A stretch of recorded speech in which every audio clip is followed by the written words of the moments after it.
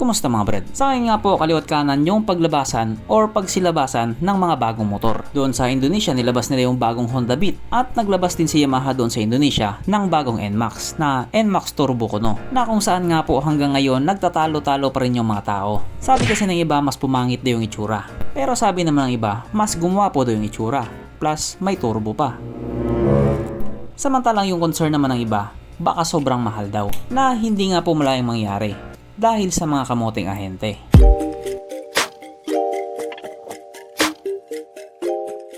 Pero syempre bago tayo magpatuloy, kung bago ka pa lamang napadpad dito sa aking walang kwentang channel, huwag ka na mag-subscribe. So yun na nga. Sa ngayon nga po nagdidiwang talaga yung mga tao doon sa bansang Indonesia. Kasi nga may mga bagong labas na naman ang motor doon sa kanila at sila nga po ang nauna. Pagsasawaan muna nila doon sa kanila tapos ilalabas dito sa atin. O diba? Hindi naman masakit. Pero bukod nga po sa mga bagong labas na motor doon sa Indonesia, may bagong labas din po na motor doon sa Taiwan. At kapag sinabi nga po nating Taiwan, dalawang brand talaga ang naghahari dyan. Na pagdating nga po sa quality, sumasabay talaga doon sa The Big Four. Yun nga po ay ang SYM at ang Kymco. At yung brand nga po na may nilabas na bago, walang iba kundi ang Kymco. Yes po, may bago po silang labas na motor or bagong labas na scooter. At ito nga po ang bagong-bagong Kymco RTS 135. Kung ikukumpara nga po natin sa ibang mga brand, masasabi talaga natin na unique yung mga motor ni Kymco or unique yung mga design nila. Kumbaga may sarili talaga silang identity. Yung ibang motor kasi ngayon iba't ibang brand pero halos magkakamukha lahat. Pero dito sa Kymco, kakaiba talaga sila. At pagdating din sa paglapat ng engine displacement, kakaiba din talaga sila. Meron silang 125, 135, 165, 180. Yung iba kasi 125, 150, 160 lang. Tapos magkakamukha lang din naman. Kung titignan nga po natin yung itsura sa motor na ito, agaw pansin talaga yung ilaw niya. Para siyang mata ng ibon. Ibon ha, hindi ibon. Magkaiba yun. Karamihan nga po sa mga motor ni Kymco, magaganda talaga. Ang kaso lang hindi lahat dinadala nila sa Pilipinas. Piling-pili lang talaga. Kaya yung mga tao, medyo dismayado. Bibili na daw sana sila. Kaso lang wala pa sa Pinas. Mga linyang gas-gas. Kaya dahil dyan pag-usapan na naman natin kung ano ba meron sa motor na ito at kung gaano nga ba talaga siya kaganda. So ito nga po ang bagong scooter ni Kymco, ang Kymco RTS 135 na mayroong 134.2 cubic centimeter engine displacement, 4-stroke single cylinder, single overhead cam with 4 valves, naka-electronic fuel injected at syempre ito po ay naka-liquid cooled. Kaya hindi po siya panis sa Honda Click 125. Pagdating naman po sa kanyang power, ito po ay mayroong 14.2 horsepower at 8,000 RPM, 12.1 Nm of torque at 6,000 RPM. At dahil nga po kada-launch pa lang sa motor na ito, wala pa po tayong idea pagdating sa kanyang top speed. At dahil nga po nasa Taiwan pa yan, mabagal pa yan, bibilis lang naman yan pag nandito na yan.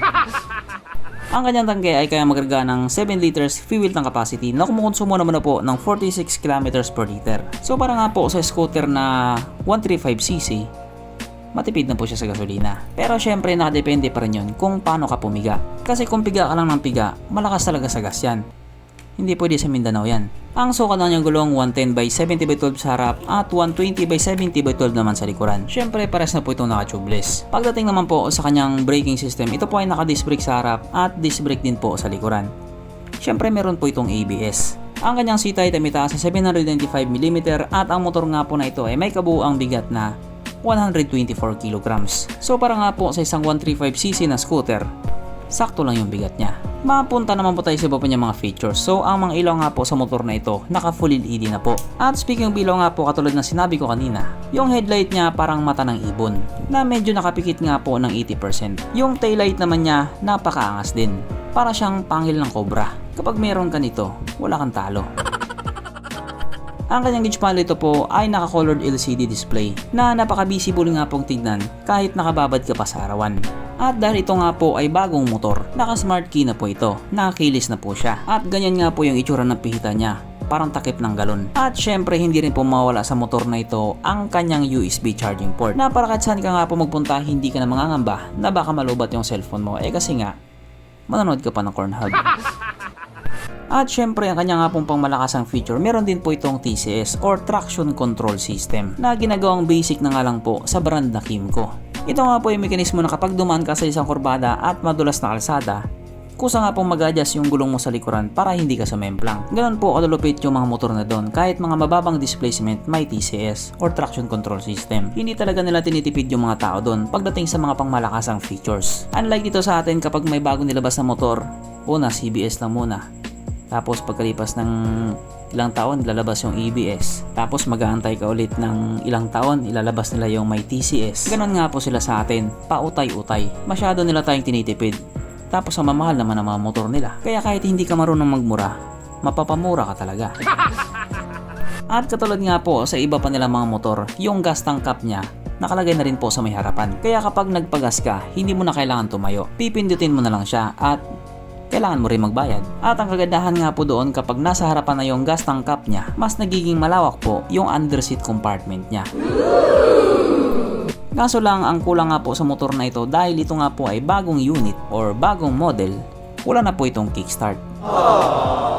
At oo nga pala, meron po itong ISG or Integrated Starter Generator na parang katulad nga po sa ACG ni Honda or Alternating Current Generator na kapag in-start mo nga siya, napaka-smooth lang niya at andar na siya kaagad. Wala nang kadyot-kadyot, andar na agad. Pero dito, kahit kadyutin mo to, aandar talaga to. Sapagkat nandito na nga po tayo sa exciting na part, ang kanyang mga suspension. So sarap ang bahagi nga po, ito ay ginamitan ng telescopic fork. At sa likuran naman, ito po ay gumagamit ng dual shock absorber na ayon nga po sa mga taong nakagamit sa motor na ito, maganda ang bounce.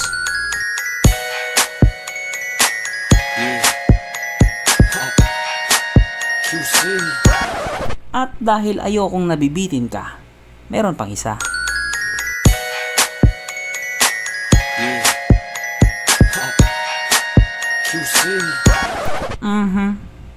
Panigurado. Wala na namang nalungkot. At dahil wala nga po nalungkot, alamin na po natin kung present nga ba sa motor na ito yung tatlong pinaka-importanting features. So, una na nga po dito ang kanyang lagayan ng istalyon at kitang-kita naman mga brad. Meron siyang ganon. Meron siyang lagayan ng istalyon. Pangalawa, meron din po siyang sabitan ng pulutan. At oras na nga po para sa ating Red Horse Check. Ang pinaka-importanting feature sa isang motor. At ayon nga po sa aking masusing pag-aanalisa, ang motor na ito ay kaya magkarga ng 2 kahong Red Horse at kasya pa 1 kahon sa kanyang underseat compartment.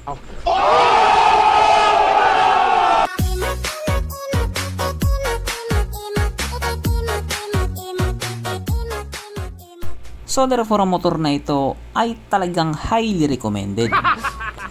At regarding nga po sa presyo niya, ito nga po nagkahalaga ng 111,500 New Taiwan dollar. Na kung i-convert nga po natin into Philippine peso, ito po ay papatak ng 202,000 pesos.